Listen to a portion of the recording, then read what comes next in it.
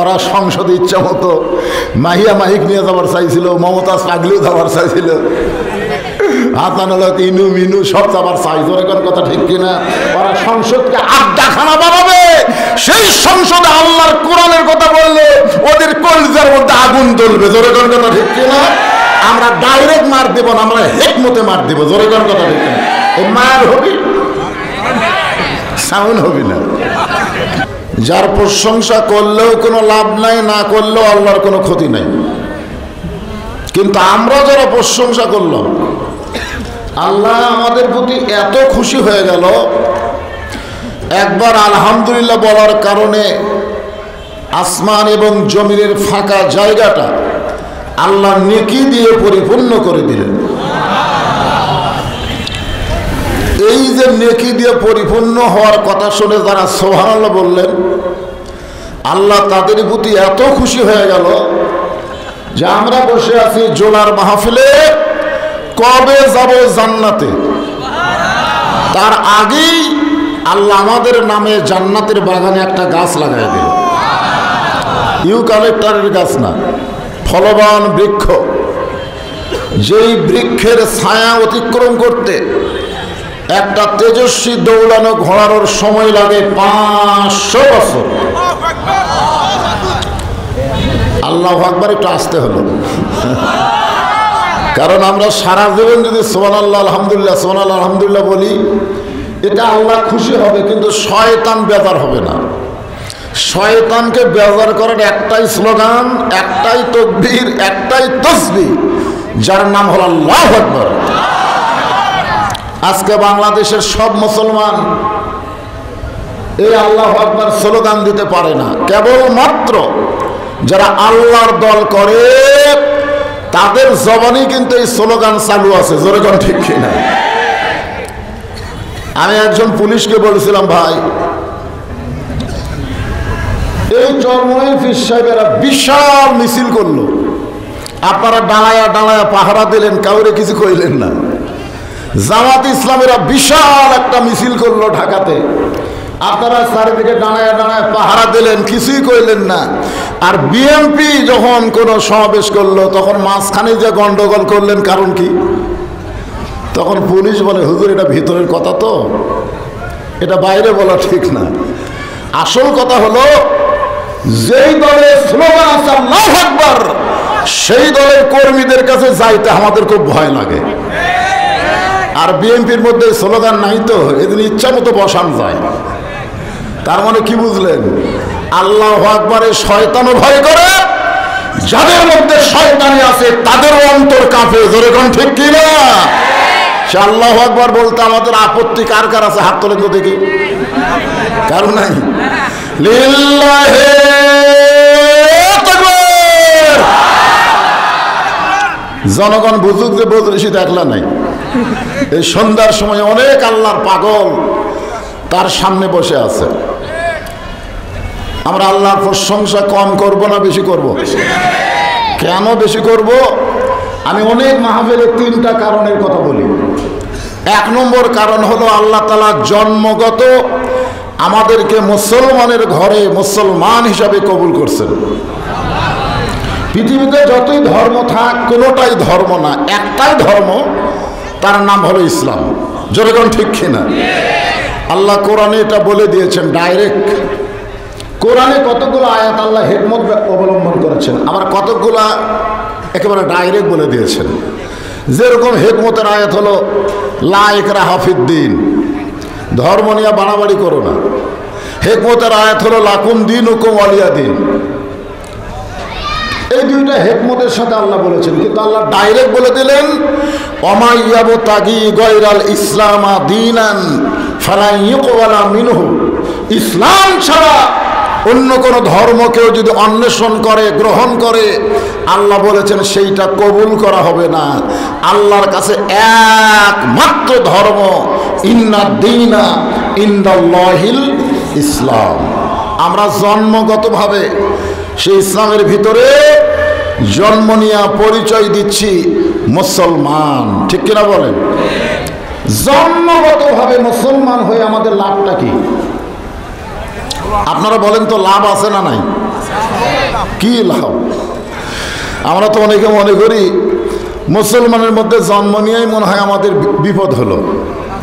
আল্লাহ কোরআনে বলেন, ওয়ালানাবলুওয়ান্নাকুম বিশাইইন মিনাল খাউফি ওয়াল জুই ওয়া নাকসিম মিনাল আমওয়ালি ওয়াল আনফুসি ওয়াস সামারাতি ওয়া বাশশিরিস সাবিরিন।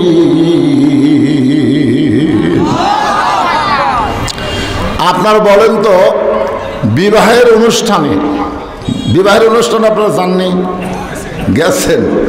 আচ্ছা, এই অনুষ্ঠানে মানুষের নজর কার দিকে থাকে, বরের উপরে না বর যাত্রীর উপর? আপনারা বিয়ার অনুষ্ঠানে বর বেশি খায় না বর যাত্রী বেশি খায়? কেন খায়? কারণ বর যাত্রী জানে এটাই শেষ খাওয়া, আর বর জানে আজকে দিয়ে আমার খাওয়া শুরু হলো। জোরে কোন কথা ঠিক কিনা? বর কি বিয়ার দিনে বেশি খায়? কি জন্যে খায় না? সবাই নজর তাকায় আছে যে ওই ছেলেটা আমাকে বর রে, আমাদের মেয়ের জামাই হবে, ওইটাই বর, সকলের নজর তার দিকে। এই জন্যই সব ছোট ছোট করে খায়, মুখ দেওয়ার রুমাল দিয়ে মুখ মোছে বারবার।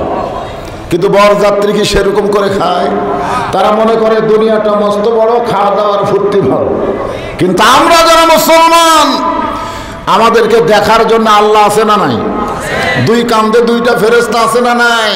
নানা রকম বিপদ আপদ মুসিবত দেওয়ার পরেও আমরা যারা ঈমানের উপরে ধৈর্য ধারণ করি, কোনো বিপদ কোনো মুসিবতকে তোয়াক্কা না করে আল্লাহর পথে যখন চলি, আল্লাহ তাদেরকে ধৈর্যের সুসংবাদ জান্নাত দিয়ে দেয়। জোরে করে সুবহানাল্লাহ।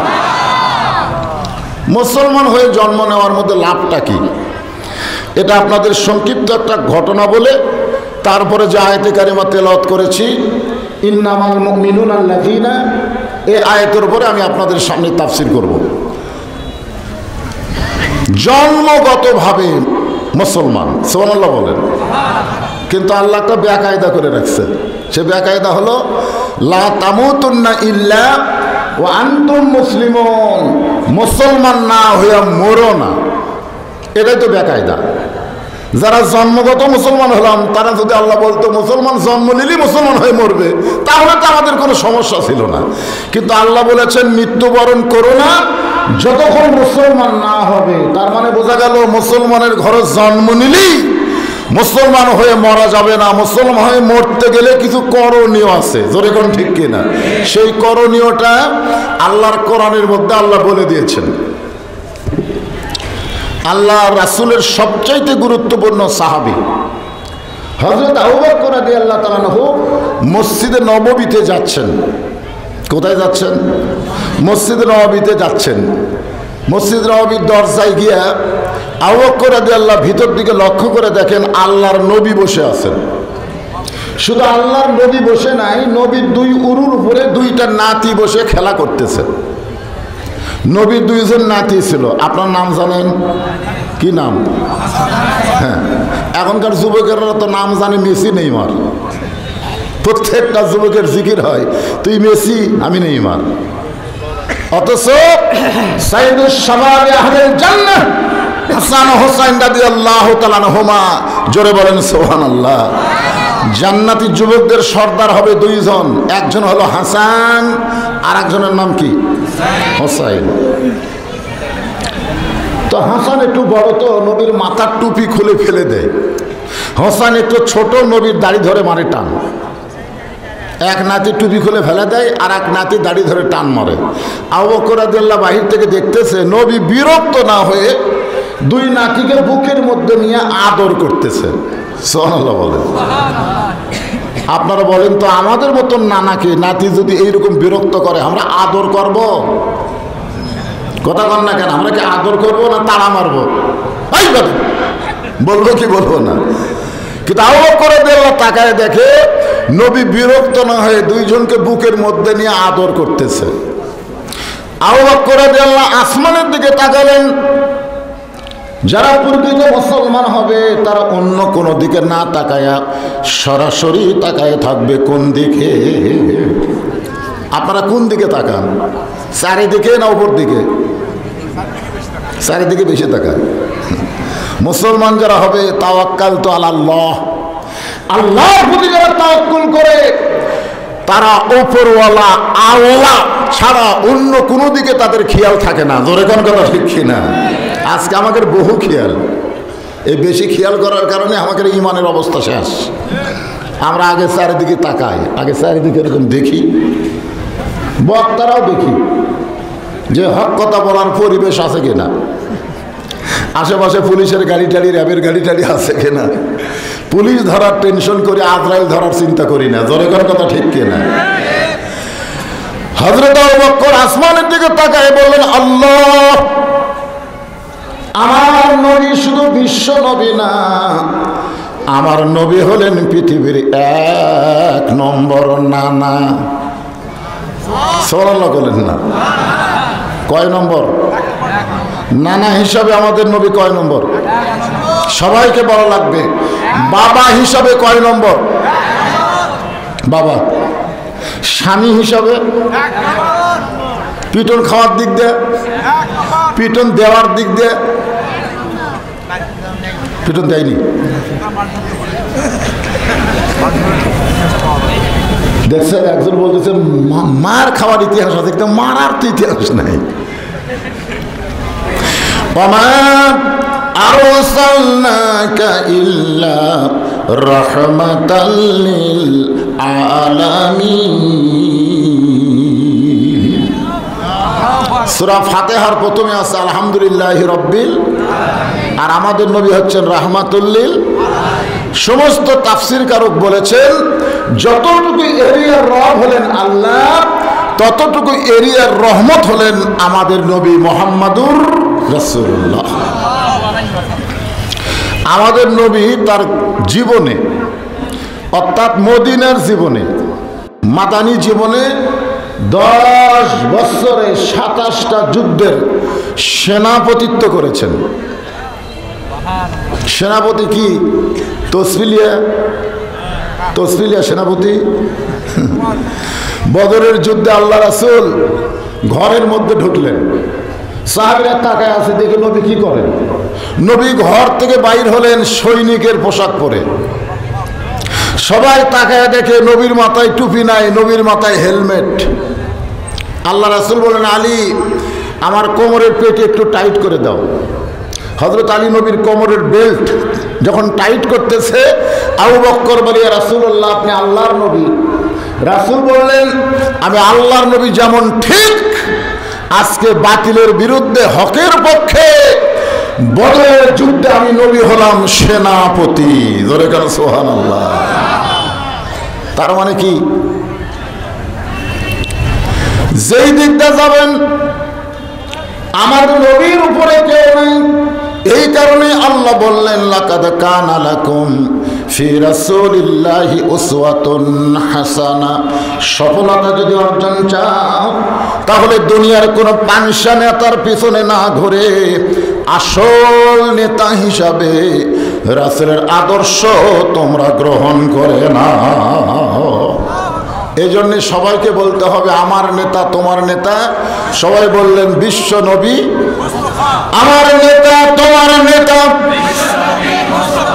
বিশ্ব নবীর চরিত্র ফুলের মতো না, ফুলের চাইতেও।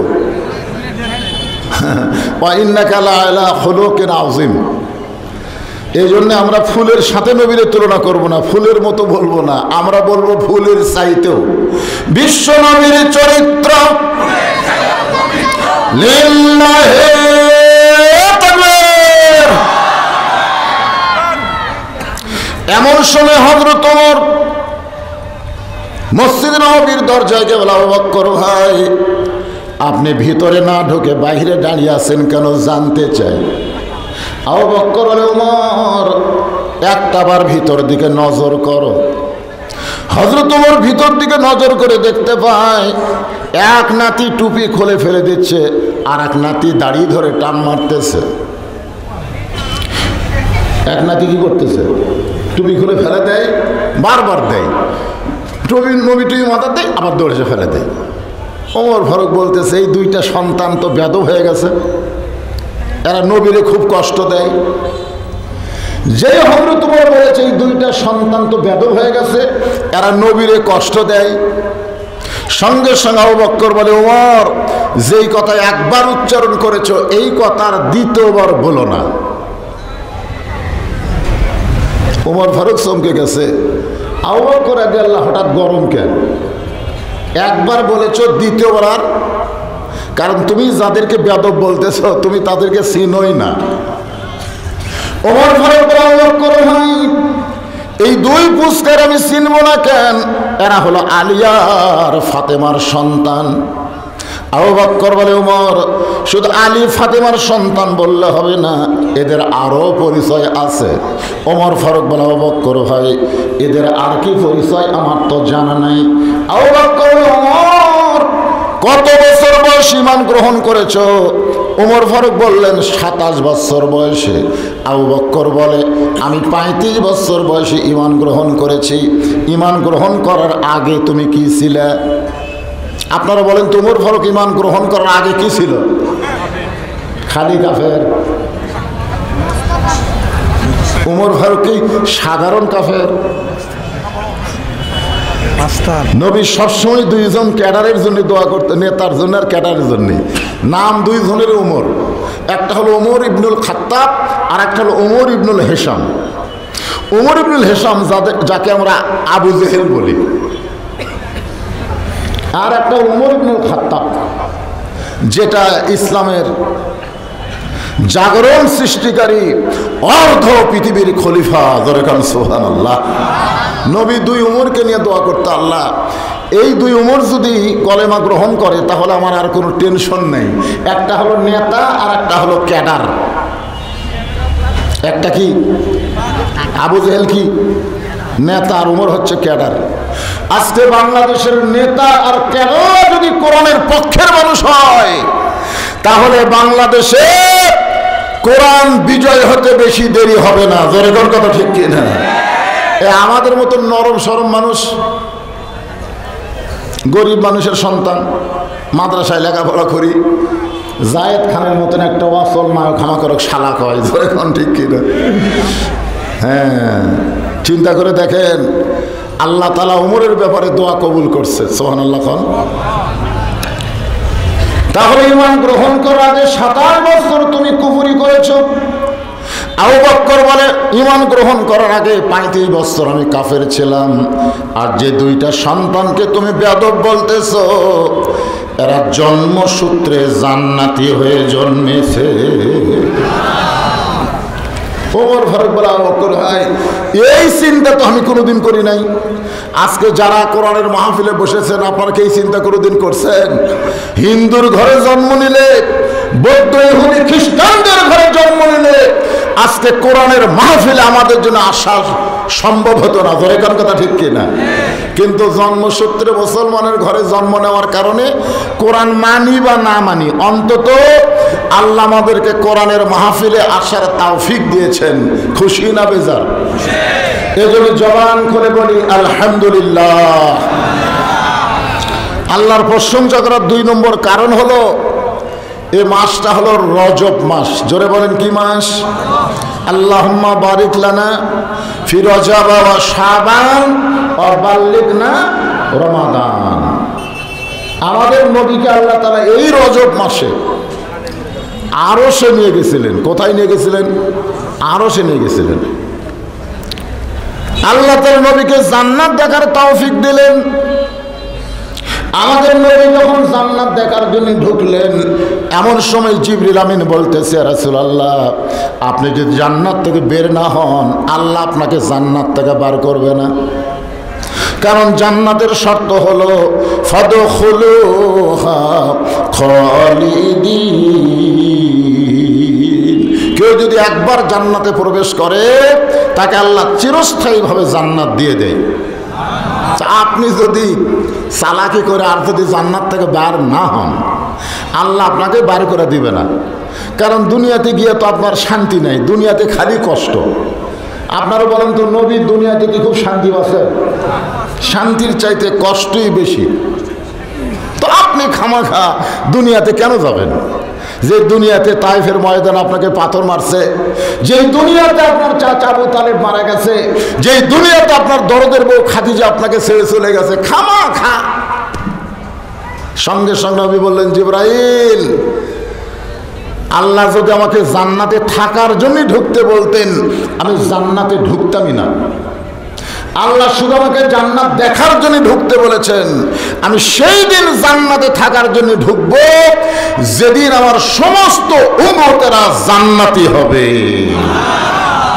আপনারা বলেন তো আমাদের নবী কেমন মানের নেতা, যেই নেতা জান্নাতে গেলেও হামাকের কথা বলে না, আর আমরা ভোট দিয়ে তাকে এমপি বানাই, ওই সংসদে গেলি আর হামাকের কথা মনে থাকে না। জোরে কোন কথা ঠিক না? এখন কোন নেতার পিছন থাকবেন আপনাকে সিদ্ধান্ত।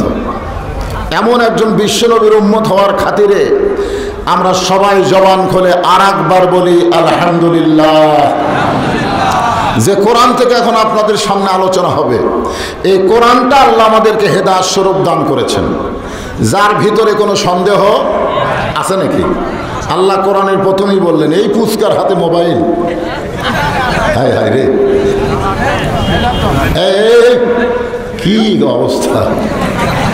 এত ছোট্ট বাচ্চার হাতে এইরকম মোবাইল যে বাপ দিল, ওই বাপ বুঝবারই পারতেছেন না ভবিষ্যতে মালটা কি হবে, বুঝবারই পারতেছেন। আসলে সন্তানকে নষ্ট করে তার বাপ, তার মা সন্তানকে নষ্ট করে। যে বয়সে জোর করে নামাজের তালিম দেওয়া লাগবে, জোর করে নামাজ ধরা লাগবে, ওই দিকে বাপ মার কোনো খেয়াল নাই, হাতে একটা মোবাইল দিয়ে যা। এইরকম বক্তার সামনে এই পুচকে এসে মোবাইল দিয়ে ছুঁয়ে তুলতেছে, কি সাহসের রে বাপ! তো যাই হোক, যে কথা বলতেছি একটু খেয়াল করেন। হুদাল্লিল মুত্তাকিন, যালিকাল কিতাবুল লা রাইবা ফিহি হুদাল্লিল মুত্তাকিন। আপনার কি এটা বিশ্বাস করেন? এই কোরআনের মধ্যে কোনো সন্দেহ? যারা মুখ খুলে বলতেছেন না, এরা মরার 2 দিন আগে বোবা হবেন। হ্যাঁ, আসলে মরার 2 দিন আগে সবই আছে, কিন্তু জবান নাই।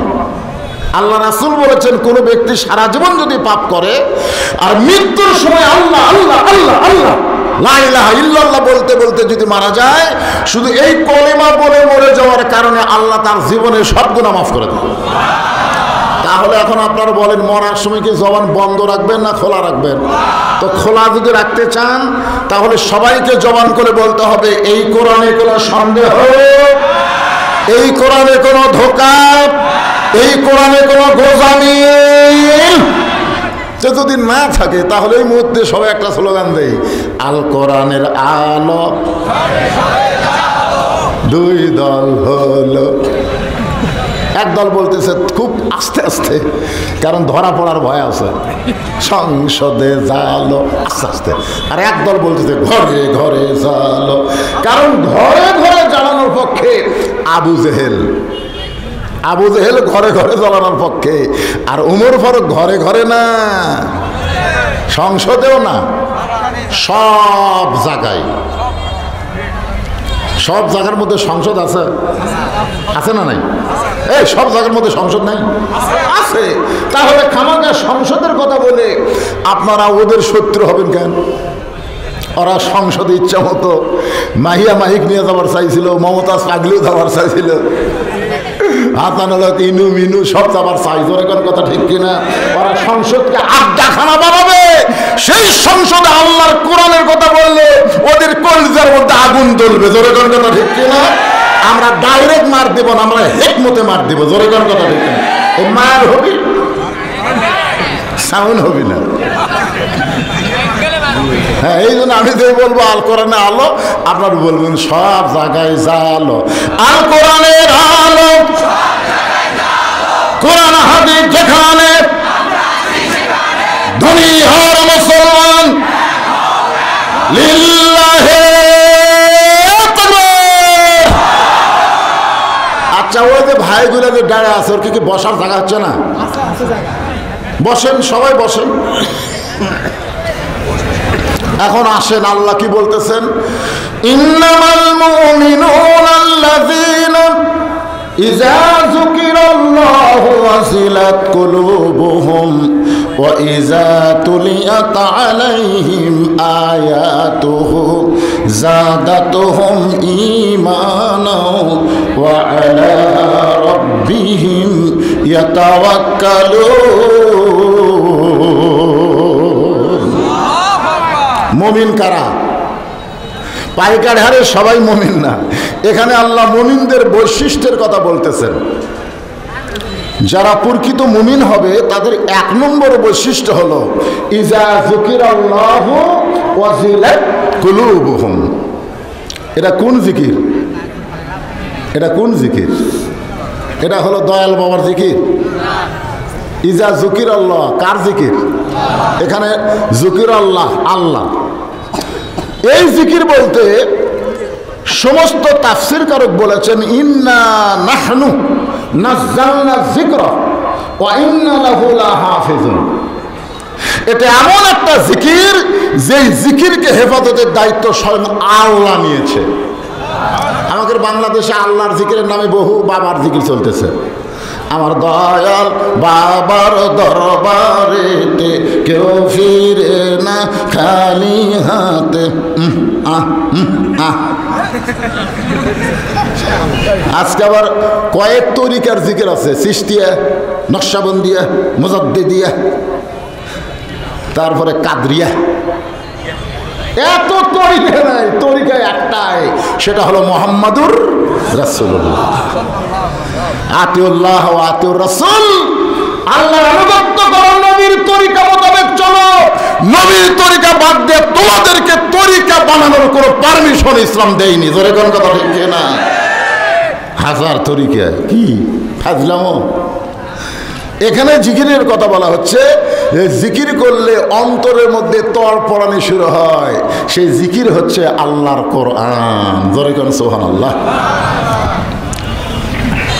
এমন একটা জিকির, সেই জিকির যখন ইযা তুলিয়াত আলাইহিম আয়াতুহু, এই জিকির নামক কোরআনের আয়াত যখন তেলাওয়াত করা হয়, যাদাতুহুম ঈমানা, আল্লাহ তেলাওয়াতের সঙ্গে সঙ্গে তার ঈমানকে বাড়ায়া দেয়। সুবহানাল্লাহ। এখানে তেলাওয়াত মানে কি? এখানে তেলাওয়াত মানে আমাদের জানতে হবে। সাহাবীরা জিজ্ঞাসা করলেন, ইয়া রাসূলুল্লাহ, ঈমান সম্পর্কে আমরা জানতে চাই। আল্লাহর নবী বললেন, ইকরার বিল লিসান, তাসদিক বিল জানান, আমল বিল আরকান।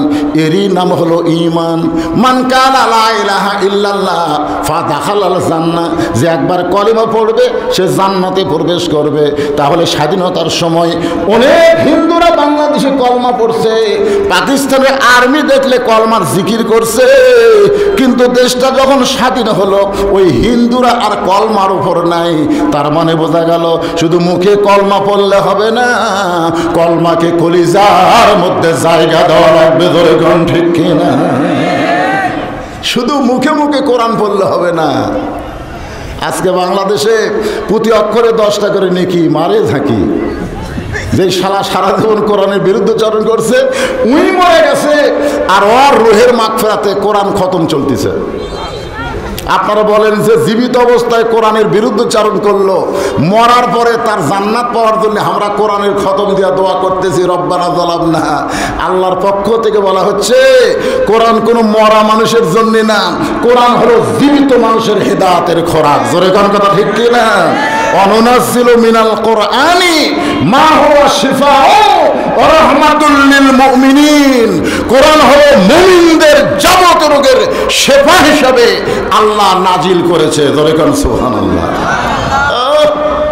ওই সারা জীবন কোরআনের বিরুদ্ধচারণ করলো, ওই শরীফকে শরীফা বানাবার জন্য উপন্যাস লিখলো। ধরে কোন ঠিক কিনা? এই শালা নাস্তিকের বাচ্চারা যখন বাংলাদেশে মরে, আমাদের মতন কিছু হুজুর, সব হুজুর না, কিছু হুজুর আছে যাই বলে আই রে সেই দিকে যাই রে, বোঝা শোনা নাই রে, ওইটাতে নাস্তিকে ভাই রে। কি যে ব্যক্তি চিহ্নিত নামাজে সারা জীবন নামাজ পড়ে নাই, আজান দিলে ঘাড় কাট করে বাড়িতে গেছে, ওই শালা মরলে কতগুলো নামাজি যায় তার জানাজা করতেছে। ধরে কোন কথা ঠিক কি না? কুত্তার চাইতো জঘন্য কুত্তা বললে যেরকম কোনো জানাজা করি না, গোসল করায় না, কাফন পরায় না, একটা বেনামাজি বললে কুত্তার চাইতেও জঘন্য। আল্লাহ বলেছেন সুম্মা রাদাদনাহু আসফালা সাফিলিন, ও জানোয়ার চাইতেও খারাপ। ও পাও দড়িলে টেনে টেনে পুঁতাতো। একটা বেনামাজিক যদি নামাজের পুতপার পারে, বাংলাদেশে আর নামাজের জন্য ওয়াজ করা লাগবে না। জোরে করার কথা ঠিক না? মরে গেছে শালা বেনামাজি, লা সালাতা লা ঈমান, যার নামাজ নেই তার ঈমান নেই। ওর আবার জানাজা কি রে? সারা জীবন কোরআনের বিরুদ্ধচারণ করলো। কোরআনের যারা হক কথা বলে তাদেরকে ধরে ধরে জেলখানা ঢুকালো। আর আজকে এই শালা নাস্তিক মরছে, তার জন্য দোয়া করতেছে। কিসের দোয়া? এ কোরআন কি দোয়ার কিতাব? প্রতি অক্ষরে 10টা করে নেকি হবে। যারা কোরআন পড়বে, যে কোরআন পড়বে আল্লাহ তারই আমল নামায় 10টা করে নেকি দিবে। পড়াও শেষ, নেকি লেখাও শেষ। তো তাহলে আপনি আবার কেমন করে চালান দিচ্ছেন যে আল্লাহ এক খতম কোরআন পড়লাম, এর যা সওয়াব হয়, যাই মরে গেছে তার আমল নামা দাও? চালান কিভাবে দিচ্ছেন? কারণ পড়াও শেষ, লেখাও শেষ। তার মানে বোঝা গেল একই সওয়াবকে আল্লাহ 2বার দিবি। এই জন্য এগুলো ভুয়া, এগুলো সব ভুয়া ভুয়া। এখন অরিজিনাল কথা হলো, এই কোরআনকে যে আল্লাহ জিকির হিসাবে নাজিল করলেন, যেই কোরআনকে আল্লাহ নিজেই নিজের কুদরতি হাত দিয়ে হেফাজত করবেন, সেই কোরআনকে তেলাওয়াত করলে আল্লাহ আমাদের ঈমান বাড়ায় দিবে। এই তেলাওয়াত মানে কোরআন পড়া না, এই তেলাওয়াত মানে কোরআন মোতাবেক নিজের জীবনকে পরিচালনা করা। ধরে কোন কথা ঠিক কিনা? কোরআন মোতাবেক যদি নিজের জীবন পরিচালনা না করেন তাহলে ঈমান বাড়বে কেমনে? কোরআন মোতাবেক যখন মানুষ চলে তার ঈমানটা কোন পর্যায়ে যায়? ছোট্ট একটা কথা বলি, আপনার মনোযোগ দিয়ে শোনেন। অর্ধ পৃথিবীর খলিফা হযরত ওমর আল্লাহর কোরআনকে দেখার জন্য ছদ্মবেশে মদিনার অলিগলি ঘুরতেছে। হঠাৎ হযরত ওমর দেখতে পায় 2 পাহাড়ের মাঝখানে বিস্তীর্ণ মরুভূমি। ওই মরুভূমির মধ্যে একজন রাখাল উট আর দুম্বা চড়ায়। হযরত ওমর আল্লাহর কোরআনকে দেখার জন্য রাখালকে সালাম দিলেন, আসসালামু আলাইকুম রাখাল ভাই, আমার পেটে ক্ষুধা লাগছে, উটের 1 পেয়ালা দুধ চাই। রাখাল খালি মুচকি মুচকি হাসে। ওমর ফারুক বলে, হাসো কেন? আমি তোমারে সালাম দিলাম, সালামের উত্তরও দাও না, 1 পেয়ালা দুধ চাইলাম সেটাও কথা বলো না। রাখাল বলতেছে, সালামের উত্তর দিব, দুধেরও ব্যবস্থা হবে, আগে জানতে হবে তোমার পরিচয়। তুমি মানুষটাকে, তোমার পরিচয় দাও। ওমর ফারুক চিন্তা করলেন, আমি আল্লাহর কোরআন দেখার জন্য ছদ্মবেশ ধারণ করছি, এখন যদি আমার পরিচয় দিই তো গুমুর ফাঁস হয়ে যাবে। ওমর ফারুক এই চিন্তা যখন করতেছে কি পরিচয় দিব, ঠিক ওই সময় আল্লাহর কোরআন সামনে দাঁড়ায় গেছে। সব সমস্যার সমাধান, কথা কয় না, কোরআনের মধ্যে সব সমস্যার সমাধান আছে না নাই? জোরে কোন আছে না নাই? বর্তমানে বাংলাদেশে জিনিসপত্রের দাম বাড়তিছে, বাংলাদেশের টাকাগুলো সব বিদেশে পাচার হচ্ছে। আপনারা কি করে এইটা বন্ধ করার সমাধান আল্লাহর কোরআনে নাই? জোরে কোন আছে না নাই? হ্যাঁ, কিন্তু আমরা তো সেগুলো লিবার চাই না। একটু খেয়াল করবেন, এমন সময় আল্লাহর কোরআন ওমর ফারুকের সামনে দাঁড়ায় বলে, ওমর, রাখাল যখন তোমার পরিচয় চাই, তুমি আসল পরিচয় দাও।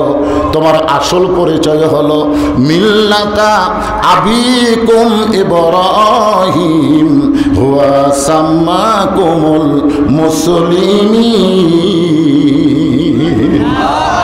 এটা হলো আমাদের আসল পরিচয়, আমাদের জাতির পিতা। আমাদের জাতির পিতা হযরত ইব্রাহিম হুয়া সাম্মাকুমুল মুসলিমিন, আমাদের নাম রেখেছে মুসলমান। ওমর ফারুক বললেন, রাখাল ভাই, আমার পরিচয় হলো আমি একজন মুসলমান। রাখাল মুসকি মুসকি হাসের কয়, আসল না নকল? ওমর ফারুক তো চমকে গেছে, মুসলমান তো মুসলমানই, এর মধ্যে আসল নকল কি? আপনারা বলেন তো, মাগরিবের নামাজ না পড়ে তারা আওয়াজ শুনতেছে, আর তারা মাগরিব আদায় করে এসে আওয়াজ শুনতেছে, এই দুটাই কি সমান? আর সালাতো খায়রুমের নাম শোনার পরে কতগুলো মানুষ 2.5 হাত হয়। ধরে কোন কয় হাত? আগে আসলে 3.5 হাত। আদান শোনার পরে ল্যাপ দিছে মাথার উপর, পাও বার হবে টানা বুকের সাথে, 2.5 হাত। আর কতগুলো যুবক আদান শোনার সঙ্গে সঙ্গে ল্যাপকে লাথি মারে, আমার বুকের উপরে তুই আর থাকতে পারবি না, কারণ কলিজার ইমানের আল্লাহ আমাকে ডাকতেছে, হাইয়াল সালাহ হাইয়াল ফালাহ, আর সালাতু খায়রুম মিনান নাওম। কিসের ঘুম?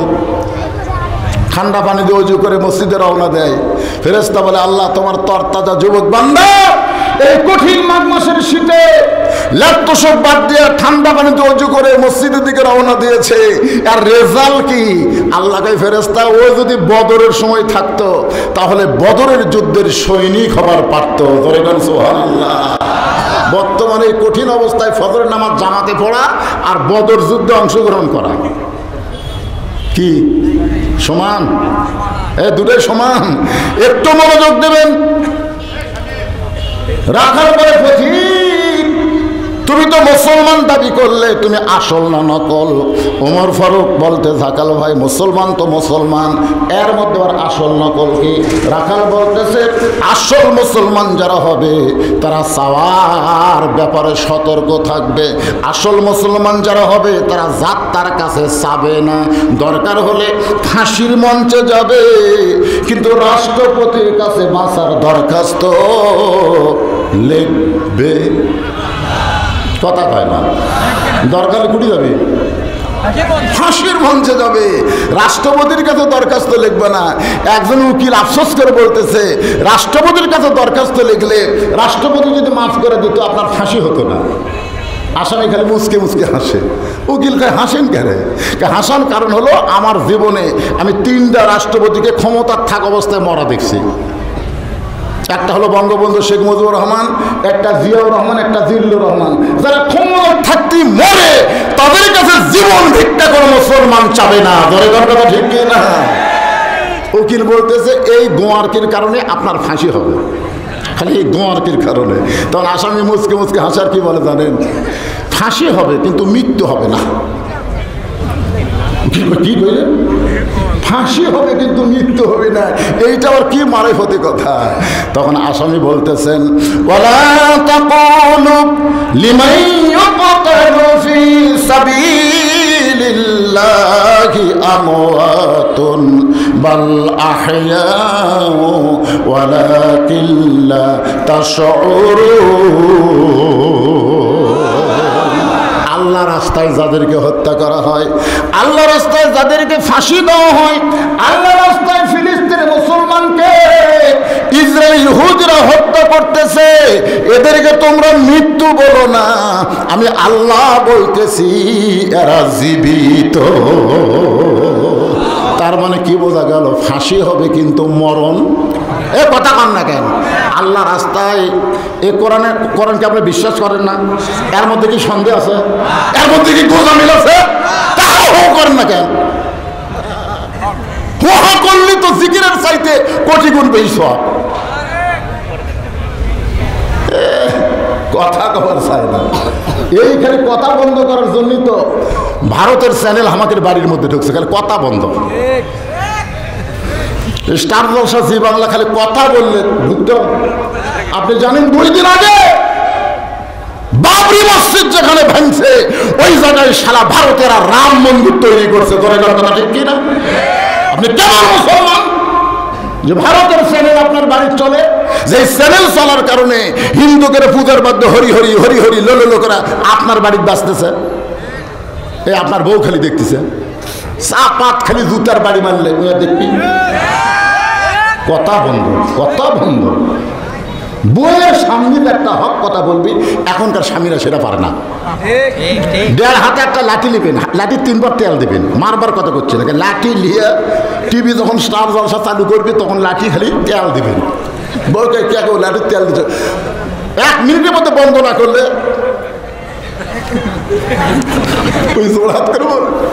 আপনি যে মরদ মানুষ কেবল বুঝলেন। কারণ প্রত্যেকটা মেয়েরা স্বামী কড়া পছন্দ করে, ভেড়া স্বামী পছন্দ করে না। আমরা অধিকাংশ হয়ে গেছে ভেড়া,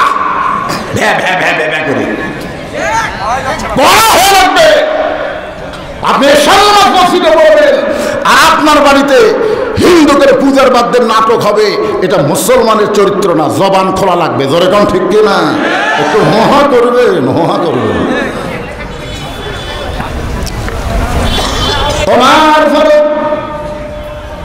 বলতেছে রাখাল মুসলমান তো মুসলমান, এর মধ্যে আসল নকল কি? রাখাল বলতেছে আসল মুসলমান যারা হবে তারা চাওয়ার ব্যাপারে সতর্ক থাকবে। আপনি যদি আসল মুসলমান হন তাহলে দুধ চাইছেন কার কাছে? সঙ্গে সঙ্গে উমরের চোখ দিয়ে দর করে পানি আসছে, আল্লাহ তোমার কোরআন যখন দুনিয়াতে চালু থাকবে, কোরআন মোতাবেক যখন মুসলমান চলবে, তখন উমর ভুল করলে একটা রাখাল পর্যন্ত সেই ভুল ধরবার পারবে। আজকে মসজিদে 4 রাকাত আসরের ফরজ নামাজের 3 রাকাতে যদি ইমাম সাহেব বসে, একটা ভ্যানালা ধরবার পারবে না যদি সে 5 ওয়াক্ত নামাজে হয়। ওই জানে আসর কয় রাকাত, বৈঠক কয়টা? 2 রাকাত পর 1 বৈঠক হবি, 4 রাকাত পর 1 বৈঠক হবি। কিন্তু ইমাম টাইটেল পাস দাওরা পাস ইচ্ছা মতো সৈরাচারি হয়ে 3 রাকাত বসেছে, তখন অটো ভ্যানাল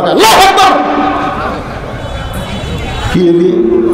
সমাজের চেয়ারম্যান, সমাজের এমপি কত ভুল করতেছে, তুই তো কোনোদিন আল্লাহ আকবার দিতে পারিস না।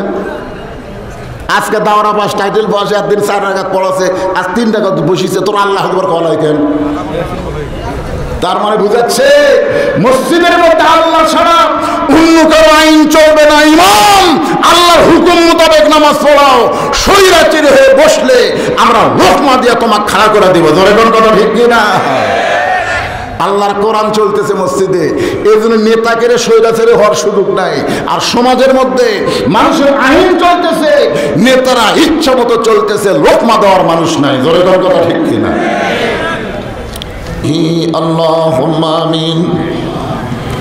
জান্নাতের বাগান থেকে জান্নাতি মানুষদেরকে নিয়ে আমি গুনাহগার তোমার রহমতের দরজায় দুখানা হাত তুলেছি। আল্লাহ, হাসরের ময়দানে জাব্বার আর কাহার নাম নিয়ে তুমি যখন বিচার শুরু করবে,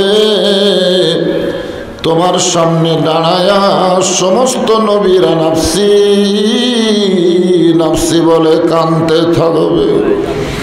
এমন কঠিন অবস্থা হাসরে হবে, সেদিন সমস্ত নবী তার উম্মতকে ভুলে যাবে, শুধু বলবে আল্লাহ আমার কি হবে, আমার কি হবে।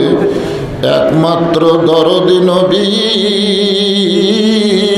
শাফাতের কান্ডারি ইয়া রব্বে হাবলি উম্মতি বলে সেজদায় পড়ে যাবে। সেই কঠিন মুসিবতের সময় আজকের এই মাহফিলকে ওসিলা করে আমাদের সবাইকে রাসূলের উম্মতের কাতারে আল্লাহ কবুল করে নিও। সুবহান রাব্বিকা রব্বিল ইজ্জাতি আম্মা ইয়াসিফুন ওয়া সালামুন আলাল মুরসালিন ওয়ালহামদুলিল্লাহি রাব্বিল আলামিন।